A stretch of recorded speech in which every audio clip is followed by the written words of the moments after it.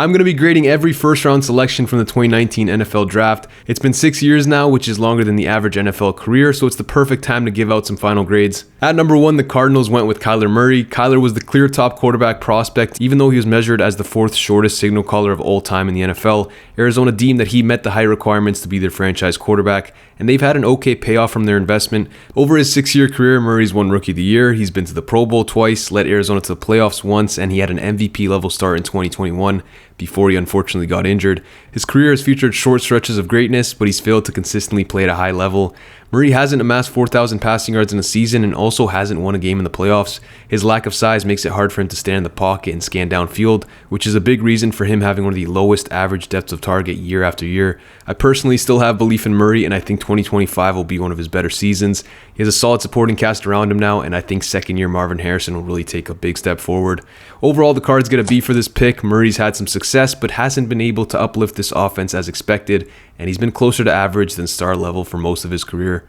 At number 2, the 49ers went with the consensus number 1 player in the draft, Nicholas Bosa. This pick obviously gets an A+. Bosa has won Defensive Rookie of the Year, Defensive Player of the Year, been a first-team All-Pro, and has been selected for 5 Pro Bowls. He's been an elite player since entering the league and has had arguably the best career of anyone from this draft. At number 3, the Jets went with Wilkins and Williams, a press conference legend, but also a great prospect and now a quality NFL player. Heading into the draft, Bosa and Williams were the 2 top dogs in this class, so it wasn't surprising to see them both go top 3. Quinnen has been solid for the Jets. It took him a few years to get going, but he played at an elite level in both 22 and 23. He even put up 13 sacks in 22 and earned All-Pro honors. He's been one of New York's lone consistent bright spots and has been probably a top 5 defensive tackle over the past few years. This one gets an A. Next, the notorious Mayock and Gruden duo went with Cleveland Ferrell. This pick earns an expulsion. If you watch my draft reaches tier list video, you'd know that I think this is the worst pick in the last 15 years. Ferrell didn't have elite physical traits or athleticism or great college tape. He was a big edge who had good production at Clemson and established himself as a great leader in the locker room, but his game lacked any standout traits that could translate to star level production. For that reason, he was expected to go late first at best. So to get him at number 4 was absolutely insane. His career path hasn't been too shocking based on his profile as a prospect. Ferrell's still in the league and is a decent rotational edge, but hasn't been close to reaching the elite level expected from a top 5 pick. Overall, the best way that I can explain this pick is that the Raiders front office walked down a street of Michelin restaurants and decided to just Uber Eats tuna sandwiches from Subway instead. At number 5, the Bucs picked up Devin White, a super explosive and flashy linebacker who was still adjusting to the position after converting from being a running back. He's had one of the more polarizing careers in the NFL. He was a big name coming out of LSU, and Tampa had lots of success early in his career, which led to many viewing him as a star player. However, he's been very inconsistent for most of his career. First off, Devin was lucky to join Tampa. He played behind the best run-clogging nose tackle in the league in Vita Vea, as well as Ndamukong Suh, and beside a top 3 linebacker in Levante David. White's responsibilities were made a lot easier with that supporting cast, and he was able to use his athleticism to make splash plays when kept clean. This led to early success for him in his career, but he's never really developed the mental side of his game, which has led to him being slow to click in the run game and also vulnerable in coverage. Over time, it became more and more clear that White wasn't a dependable starter, which led to him not earning a second contract with the Bucs. In general, I'm not a big fan of picking athletic, developmental linebackers in the first round. I think high-level mental processing is the key requirement for success at the next level. Long speed is nowhere near as important for a linebacker as recognizing plays and being able to get in front of linemen. Overall, B- grade for this pick. Now let's look at the grade tiers here after the first 5 selections. A couple of strong hits, a couple mid guys, and one of the worst picks in NFL history. Definitely an eventful beginning to this draft. Now let's move on here. At number 6, the Giants tried their best to outdo Oakland by going with Danny Dimes. The Dime Man was not a popular pick, and for good reason. Jones had underwhelming film, mediocre college production, and no real star-level traits, which is why he was expected to go later in the first round instead of the top 6. Now, Jones is far from a huge bust. He's been a decent quarterback in the NFL and has proven himself to be a fringe starter who can likely succeed in the right situation, but that's not the kind of talent you look for high in the draft. Fringe starters usually go on day 2. Overall, this was a reach by the Giants and set their team back at least a few years. This pick gets a C. Next up, the Jaguars took Josh Allen. Unfortunately, not the QB, but still a quality player. Allen's been a leader in Jacksonville since joining the team and has consistently put up good sack and pressure numbers. He's currently tied for 10th in sacks since 2019. He's a 2-time Pro Bowler and has consistently been the 2nd to 3rd tier of edge players. He flashed elite ability in 23, totaling 19 sacks, but couldn't repeat that success last year. Overall, the Jags get an A- for this pick. They got a productive player. At number 8, the Detroit Lions went with TJ Hawkinson. A tight end in the top 10 is almost always questionable and historically hasn't led to the best results. This might have been a bit of an overdraft, but Hawkinson has been solid in the NFL. He's had over 900 receiving yards in 2 seasons. He's a reliable blocker and also a 2-time Pro Bowler. He made a single Pro Bowl as a Lion and then got them a second-round pick in return when they dealt Hawkinson to the Vikings. Overall, the move turned out not too bad for Detroit. They get a B- grade for this pick. Hawkinson's a good second-tier tight end, but picking him top 8 was rich, and Detroit missed out on some great talents at other more valuable positions. At number 9, the Bills went with Ed Oliver. He had flashy tape in college and elite athletic ability for a defensive tackle. However, his lack of size and length as a prospect made a lot of scouts feel uneasy about him. So far in Oliver's career, he's been an average player. He has occasional big plays here and there, but overall he just lacks any accolades, impressive stats, or standout performances. He's just an okay player, and that seems like the case for every defensive lineman the Bills pick high in the draft. They always end up having not bad, but underwhelming careers. This Oliver pick is super rough when you consider the interior defenders that went after him, guys like Christian Wilkins, Dexter Lawrence, and Jeffrey Simmons, all studs. Overall, this pick gets a C+. At number 10, another hyper-athletic linebacker came off the board in Devin Bush. Bush, similar to White, killed the combine with his explosiveness, but many scouts had concerns about his mental processing on the field. In Pittsburgh, he had a solid first year, nothing too special, but then he tore his ACL in his second season, and his performance level dropped the next couple of years. He didn't get a second contract with the Steelers, and he's now looked at as a bust for the franchise. Picking a sub-6-foot linebacker with play recognition concerns in the top 10 is definitely an interesting choice. Overall, this pick gets a D+. After 10 selections, let's look back at the tiers again. Besides a few defensive linemen, this draft didn't have a lot of star power at the top of the class. We already have 5 guys below a B grade. Moving on, at number 11, Jonah Williams went to the Bengals. Unfortunately, he tore his ACL before his first season, forcing him to sit out the entire year. His play since entering the league hasn't been too impressive. He allowed 34 sacks in 59 regular season games for Cincinnati. That's a high number, but a decent amount of those were also due to Burrow trying to extend plays. Williams definitely had his struggles in Cincy, but also had some stretches of decent play, and is now doing alright in Arizona. Overall, this pick didn't really help the Bengals' offensive line much. It gets a D. At number 12, the Packers picked up Rashan Gary. It was a bit of a surprise pick. Gary had elite traits and potential as a prospect, but his college film and production were underwhelming. He was considered a boomer bust prospect. Once he entered the league, he was quiet his first 2 years as he developed, but he's turned into a quality player and a key piece in Green Bay's defense. He's a powerful and reliable run defender and is also productive as a rusher. Gary has 32 sacks in his last 59 regular season games, which is 18th among defenders since 21. He just got his first Pro Bowl nod in 24. He's solidified himself as a plus-level player, and Gary also hasn't missed a game in the past 2 years. Overall, this is a great pick by Green Bay. They get an A.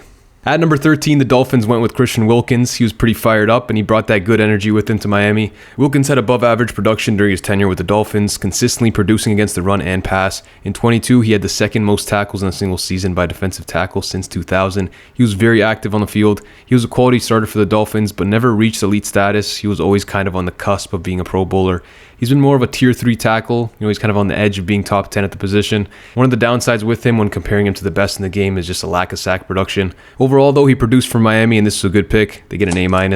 At number 14, the Falcons went with Chris Lindstrom. At first, this pick was considered a massive reach, and yeah, it probably should have been featured in my tier list video. Lindstrom was considered a second-round talent on consensus boards, so he was definitely not expected to go as early as he did. He's turned out to be well worth the investment. He's been an All-Pro for 3 straight years and has also been the highest-graded guard per PFF during that time. He has a legit case to be the best guard in football right now, especially as a run blocker. Lindstrom's a legit superstar on the line and is on a path to possibly becoming a Hall of Famer one day.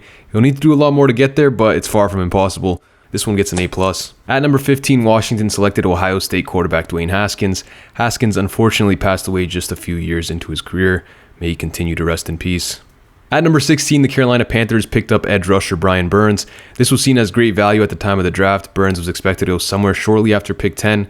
Green Bay was considered a likely destination, but he lasted all the way to Carolina's pick. Burns made an immediate impact with the Panthers and was their most reliable pass rusher as a rookie. He's got the best get-off in the entire league, and it's led to good production. Burns has finished with over 30 pressures in 4 of his 6 seasons, and has finished in the top 15 in pressures in multiple years, even getting up to 6th in 2022. He can get pushed around a bit in the run game, but he still finds ways to make splash plays consistently in all phases. Overall, the Panthers get an A for this pick. Next, the Giants went with Dexter Lawrence. Sexy Dexy is arguably the best interior defender in the entire league right now. He's been named an All-Pro in 2 of the past 3 years and has made 3 consecutive Pro Bowls. He missed some time in 2025, but flashed possibly the best football of his career. He finished with 10 sacks, tied for 4th most amongst interior defenders. However, all the guys above him on the sack list had at least 140 more pass rushing snaps.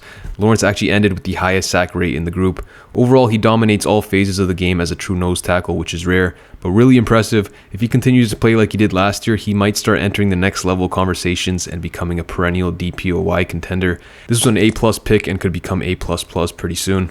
At number 18, the Vikings went with Garrett Bradbury, a super athletic but also very undersized center going before pick 20. Definitely an interesting selection. You don't see many centers in general go in the first round, and then he was also a physical anomaly at the position. The athleticism has helped him be a borderline average run blocker, but he's been poor overall as a pass blocker. He gets beat with power too often and struggles to compensate for his size. Bradbury's allowed the second most sacks amongst centers since entering the league in 2019. His poor play led to him being released this offseason. Overall, the Vikings made a questionable value pick and also got a mediocre return on investment. This pick gets a C-. On to Tennessee, they selected Jeffrey Simmons, the fourth interior defender to come off the board in the first 19 picks. Simmons was dominant in college, but his stock dropped due to an ACL injury before the draft, which led to his slide in the first. In the league, he's been great from the jump. Simmons has been near the top in both run stops and hurries since becoming a full-time starter in 2020. He's also been a 2-time All-Pro and 3-time Pro Bowler. He's the heart of Tennessee's defense and has proven himself to be a top 10 interior defender in the league. Overall, the Titans hit on this pick big time and get an A+.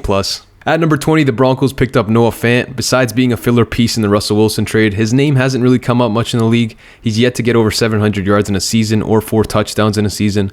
Fant's another example of an athletic pass-catching tight end who created flashy plays in college, but lacked a complete game as well as the desired toughness for the position, leading to an underwhelming NFL career. This pick gets a C-. After 20 selections, time to look at the tiers. That 11 to 20 range in this draft was where the best value came out. Multiple All-Pros and Pro Bowl players. The talent's arguably better than what we saw in the first 10 picks. Now to number 21, Green Bay went with safety Darnell Savage. Savage was excellent in coverage during his time at Maryland. He had a knack for jumping routes and making plays on the ball. He started off strong in Green Bay, especially in his sophomore year when he allowed a 53.4 passer rating, the 7th lowest among safeties. Since 2020, his numbers in coverage have greatly regressed, and he doesn't offer much value in coverage anymore. But his biggest issue overall in his career has always been tackling. He's consistently had one of the highest missed tackle rates in the league since 2019. Green Bay got a couple of solid years out of him, but still probably didn't get the return they wanted with their 21st pick. This one gets a C. At number 22, the Eagles picked Andre Dillard. This was seen as a steal at the time of the draft. Dillard was an excellent pass protector in college, allowing only 1 sack in his final season and earning the second highest pass blocking grade per PFF. Unfortunately, his NFL career hasn't gone very well. He struggled when he was on the field with Philly, failing to move people in the run game and getting exploited for his poor technique in pass pro. Dillard has underwhelming finish, power, and hand usage, which has led to his demise. He's yet to play over 350 snaps in a season and has overall been a bust. This pick gets a D-. Next, Houston picked up Titus Howard. The Texans really wanted Andre Dillard, but were forced to call an audible and reach for Howard as they desperately needed offensive line help. Weirdly enough, Howard has ended up looking like the steal in the draft and Dillard the reach. Titus has been a starter for 6 years now and has been overall not too bad. He's allowed just over 2 sacks per season on average, but has had a few years with high number of hurries, 35 and 24, 30 and 22, 37 and 20, all top 10 highs for tackles in each season. Titus hasn't necessarily been a quality starter, but he's had stretches of good play, he's played multiple positions, and has shown that he can start in the league. Overall, this pick gets a B. At number 24, the Raiders went with Alabama running back Josh Jacobs, a powerful runner, but also a guy who only had 251 carries in college, meaning there was minimal wear and tear on him. Since entering the league, Jacobs has consistently been one of the better backs when healthy. He averaged over 1,000 rushing yards per season in his 5 years with the Raiders, and also won a rushing title in 2022, tallying over 1,600 yards. Even though he's not on the team anymore, this was still a great pick by Oakland. They get an A for this one.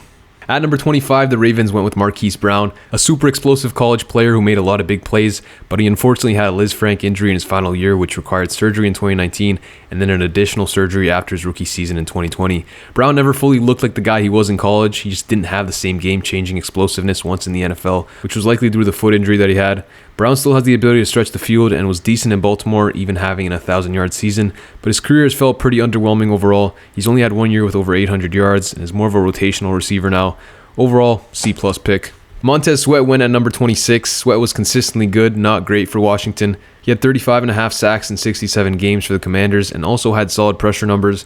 He was roughly like a tier 4 edge, somewhere in the top 25 guys maybe. A reliable starter, but nothing too special. Overall, he was productive, and Washington was also able to get a second-round pick out of him. This one gets a B+. At number 27, the Raiders made their third pick of the first round, getting Jonathan Abram. This was a highly questionable pick. Abram was a box safety prospect who was effective as a blitzer but wasn't great in coverage. This profile of player doesn't usually go this high in the draft, but Mayock and Gruden decided that they liked his vibes. Once in the league, things didn't go well for Abram. He struggled mightily with the Raiders, mainly in coverage, and was waived in 2022. He's been moved around the league a bit, but ultimately has been a bust. Overall, this pick gets an F. At number 28, the Chargers selected Jerry Tillery, an impressive physical specimen who entered the league as a project. Unfortunately, the best thing he did for the Chargers was getting himself ejected when he faced them as a Raider. Tillery really stunk it up in LA. He put up mediocre numbers and consistently got moved in the run game. He has 14 sacks and 77 run stops over his 6 seasons and is now a rotational tackle on his 3rd team. Overall, this pick gets a D-. At number 29, the Seahawks went with L.J. Collier. This one surprised many as Collier was expected to go in the late 2nd round as he was a 24-year-old prospect with mediocre athletic traits. This pick doesn't look much better at this point. Collier has just 1,700 snaps, 8 sacks, and 48 hurries in his career. This was a big-time reach and a huge miss by Seattle. This pick gets an F. The Giants then picked DeAndre Baker at number 30. Baker was a top corner coming out, played really well at Georgia, and allowed 0 touchdowns in his final college season. He had a shaky start in his rookie year and then unfortunately got into some legal trouble which forced the Giants to release him. Overall, I thought this was a good pick at the time, but just due to everything that happened, this pick has to get an F. At number 31, the Falcons picked another offensive lineman in Caleb McGarry. Caleb has always been a solid run blocker, but has really turned it on in the past few years and has made a noticeable impact in Atlanta's run offense. He's physical and moves people around. On the negative side, his pass protection has never been great. He's allowed at least 4 sacks each season of his career and has taken some ugly beatings. He's a serviceable starting tackle who does his best work as a run blocker. Overall, this pick gets a B. And with the last pick in the 1st round, the Pats went with wide receiver N'Keal Harry over guys like Deebo Samuel, A.J. Brown, DK Metcalf, and Deontay Johnson. Harry was a monster at the catch point in college, but created very little separation, which is always going to be the most important thing for a receiver. In the league, Harry's been a massive bust, getting just 700 yards in his entire career and lasting just 3 seasons in New England. This was one of the worst picks in recent memory. This one gets an F. So those are my thoughts on the 1st round class from 2019. Let me know what you guys think in the comments below. Make sure to subscribe if you like the content. Thanks for watching, and I'm out.